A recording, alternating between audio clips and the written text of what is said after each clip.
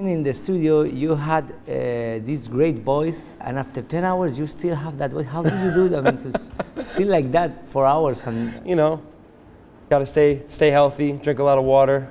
Healthy and water. Don't go out too late. Okay. You know. Well, tonight we can... Right, yeah, you know, tonight we're in Spain, so you know, things have changed. The rules are different. A lot different. Live or records. I think I can feel that you are a very live shows singer, no? What is different? I love to play for an audience. I mean, I love to play live because I feel like, you know, you're more in control. Like in the studio, you spend a lot of time perfecting things, and you can find out more things about your music playing them in front of an audience than you can in front of a microphone in a studio or even in a rehearsal space. Like, that's how you really figure out what works. You went to a radio station looking for a job? I graduated from high school and I didn't really want to go to college at that point yet, and I had an opportunity through just kind of a bunch of coincidences to work for a radio station in Clarksdale, Mississippi. Yes. And I grew up in Boston, Massachusetts, which are very different places. Yeah. I lived there for 3 years. Did you? I didn't know that. That's right. I grew up right outside of Boston in a place called Brookline. Brookline. Yeah. I lived there on Walnut Street. You lived really? You lived on Warren Street? Yeah, Walnut Street. Really? I grew up in Brookline Village. Vecino, what neighborhood? I went to Brookline High School and graduated from Brookline High, and I had this opportunity to go to Mississippi and work for this radio station, and I just kind of jumped at the opportunity to do something that wasn't what everybody else was doing, and my parents were very supportive, and they kind of just took me down there and said, here's you know, a couple bucks and some furniture, and then they kind of let me go on my way.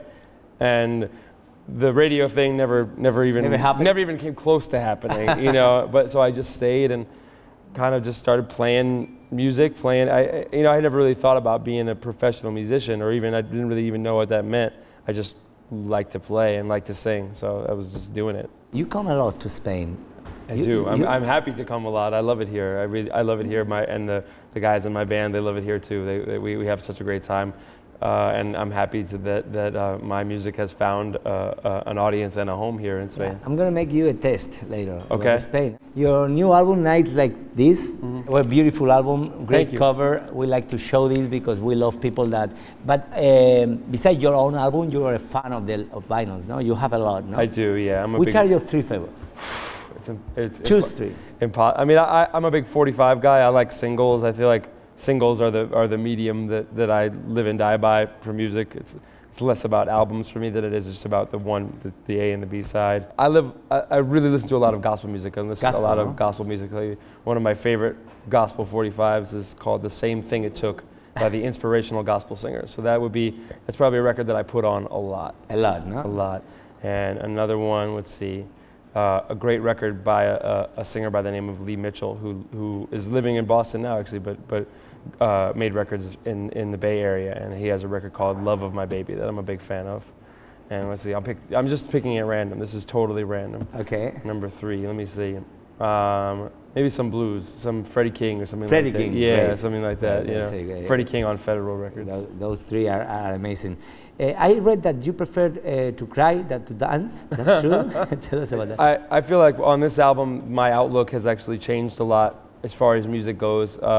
You know, I grew up sort of a little bit of an anxious and angst-filled teenager, and what drew me to soul music in the first place was kind of the overwrought emotionalism, and I really connected with, you know, pain in my heart and things like that. That's what I was drawn to begin with. And I think as I've gotten older and kind of gotten to a more settled place in my life, I can enjoy the happier songs. You know what I mean? It's funny, like you would think it would kind of, I don't know, maybe be the other way around or whatever, but now I can listen to the funny and the funky and the dancey records, and that's the kind of record that I sort of wanted to make. Yeah. More than just another, like a sad sack record. As much as I love ballads and I think you can still be soulful and make a happy sounding dancey record. You're a great cooker, no? You love cooking. I do love to cook, I really do. Okay. So I have some questions for you. Okay. What do you prefer, for example, paella or lamb? I do. I like paella a lot. I'm a big paella. I could never make a paella though. I'd never try. I can teach you. I would love to. Okay. I have to get a paella pan. You know, you got to get, but you have to have one that's been in your family for 250 years. Otherwise, I don't think it really works, right? No. Isn't that the whole thing? No. It's very easy. It's very easy. Do you know any great Spanish cooker? Famous, like? Oh man, what's the guy with? Ferran Adrià. Yeah, the El Bulli and all that. Yeah, yeah. Yes. Have you been there? But no, I haven't. Of course, no. You should. Yeah. Well, it's closed now. It's closed now. Yeah. I do like the Spanish haute, very high-end gastronomy, and I think it's very interesting. But I prefer the regular everyday, the montaditos and all this. Montaditos. You pronounce very well montaditos. I'm gonna tell you 3 words, and you have to tell me what they mean. Yeah, what they mean. Okay, let's try this. Bocadillo de calamares. Bocadillo is a sandwich with squid. Great, aplauso. Oye, eso es muy difícil. Otra, caracoles. Caracoles? That I don't know. Snails. Snails. That's why I haven't ordered the snails, so that's why.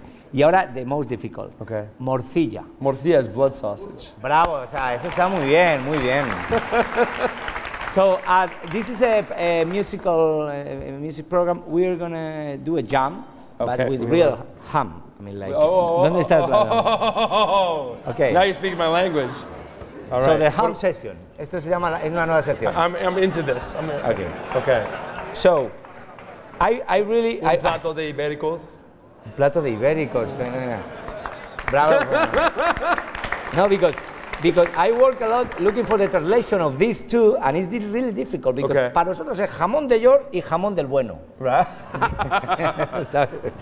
In English, how do you say this? Well, Yorkshire. Yorkshire is a place. Yorkshire. Yeah, Yorkshire is a place in England, and that's where that ham comes from. And o sea, esto es Yorkshire. Yeah, Yorkshire. Yeah. Someone told me that doesn't exist. And this one? Jamón de bueno. I don't know. Okay, do you want to try it? Oh yeah. See, this is what's good for the vocal cords, you know.